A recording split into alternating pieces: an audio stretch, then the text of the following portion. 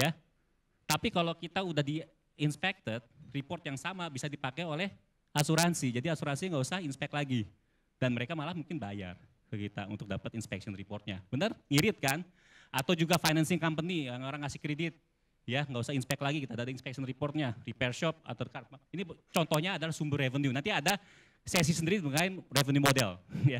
Tapi waktu kita pitch, jangan semua sumber revenue kayak begini dikasih tahu ke investor semua. Bingung investornya. Benar nggak? Mungkin nggak kita punya orang untuk ngedeketin insurance company, ngedeketin financing company semua pada waktu kita mulai.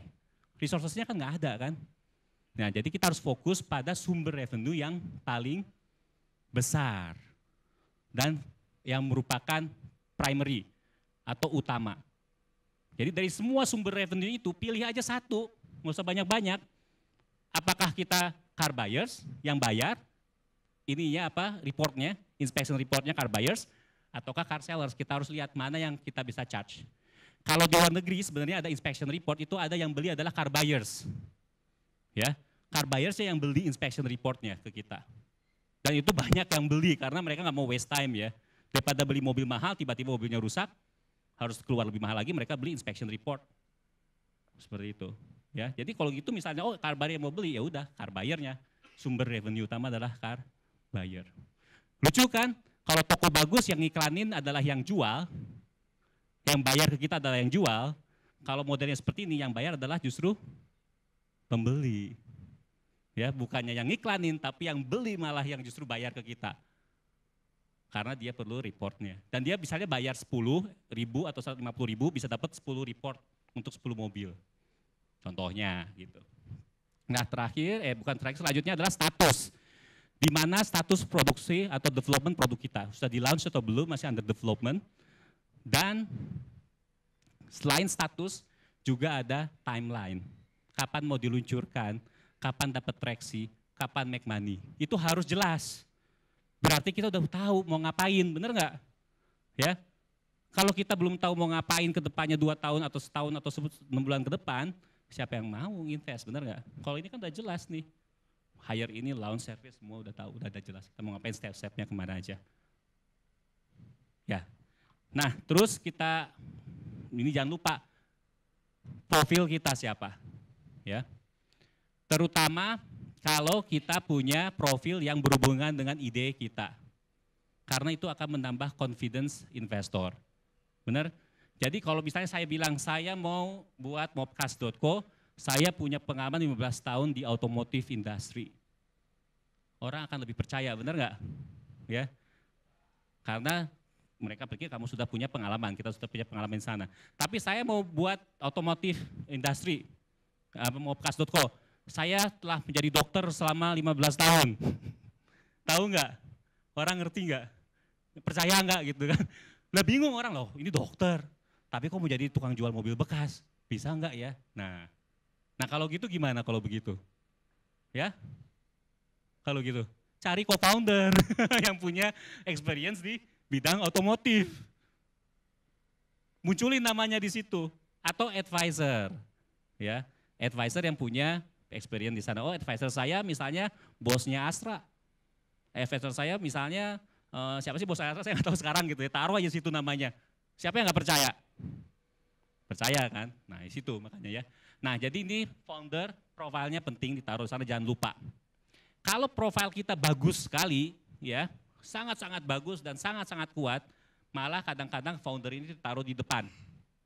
Sebelum kita pitching. Kita mulai. Ini nama mobcast saya, perkenalkan nama saya siapa? Saya sudah punya pengalaman 15 tahun di industri.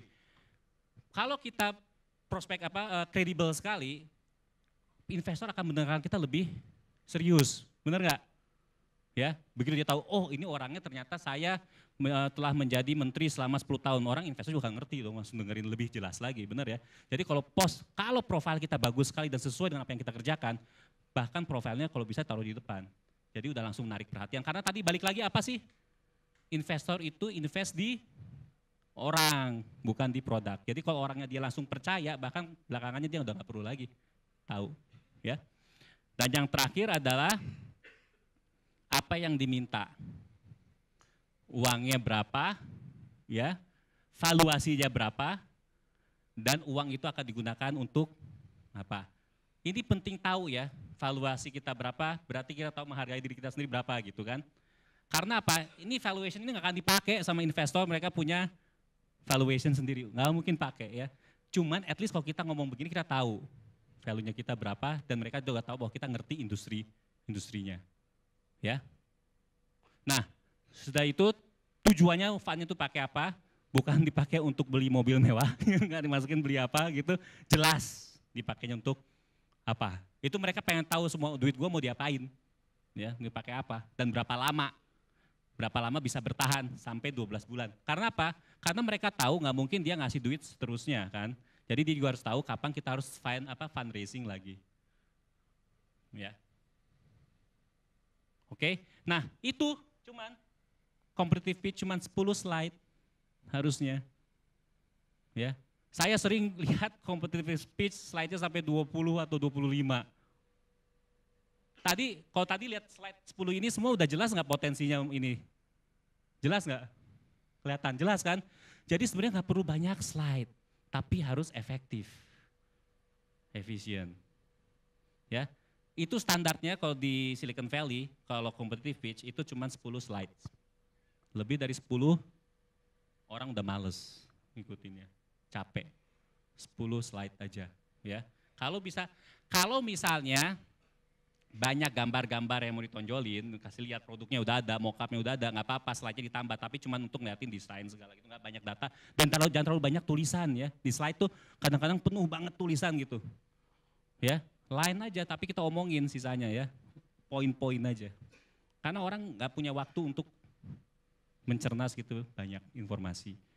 Ya, dan investor lagi, ingat investor tuh menerima banyak kali presentasi atau pitch atau itu setiap harinya, ratusan. Jadi harus sangat efektif. Ya. Udah jelas. Nah, tutupnya, thank you. Buying a used car is fun. Oh, pede kita ngomong.